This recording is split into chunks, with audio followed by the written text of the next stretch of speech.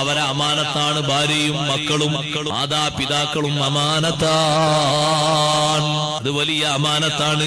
ഭാര്യയുടെ ഹക്ക് ഭർത്താവ് വീട്ടാത്തതിനെ പറ്റി ചോദ്യം ചോദിക്കും, അമാനത്താണ്. അള്ളാഹ് ഏൽപ്പിച്ച അമാനത്താണ്. ഹബീബ് സല്ലല്ലാഹു അലൈഹി വസല്ലം തങ്ങൾ പറഞ്ഞില്ലേ, നിങ്ങൾക്ക് അവരെ ഹലാലാക്കി തന്നത് അള്ളാഹുവിന്റെ അമാനത്ത് കൊണ്ടാണ്. അതുകൊണ്ട് നന്നായി അവരെ ശ്രദ്ധിക്കണം, പരിപാലിക്കണം. മക്കളും അള്ളാഹു നമ്മെ ഏൽപ്പിച്ച അമാനത്താണ്. താൽക്കാലികമായി ഏൽപ്പിച്ചതാണ്. തോന്നും പോലെ അവരെ തോന്നുന്ന വഴിയിലേക്ക് ചലിപ്പിക്കാൻ പാടില്ല. ഏൽപ്പിച്ച അമാനത്ത് സ്വത്ത് ഏതുവിധം സൂക്ഷിക്കുന്നുണ്ടോ അതുപോലെ കൃത്യമായ ചിട്ടയോടെ നല്ല വിവരവും വിവേകവും നൽകിയിട്ട് ശിക്ഷണവും ശിക്ഷയും നൽകിയിട്ട് പരിപാലിക്കേണ്ട അമാനത്താണ് സന്താനങ്ങൾ. കുറവ് വരാൻ പാടില്ല.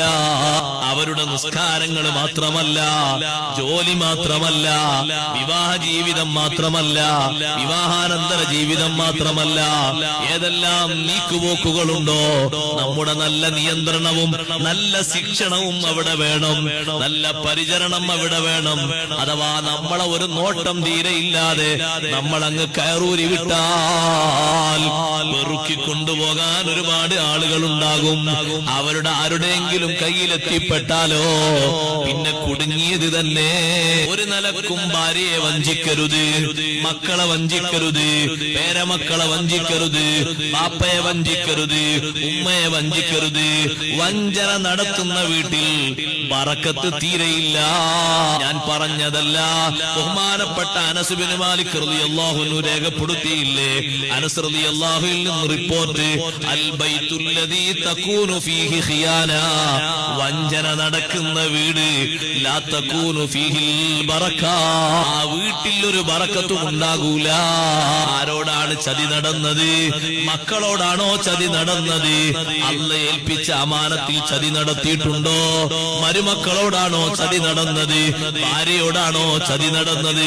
എങ്ങനെയാ ചതി എന്നറിയോ സഹോദരങ്ങളെ?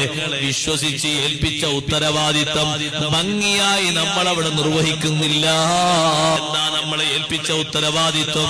ആ മക്കൾക്ക് ശിക്ഷണം കൊടുക്കണ്ടേ?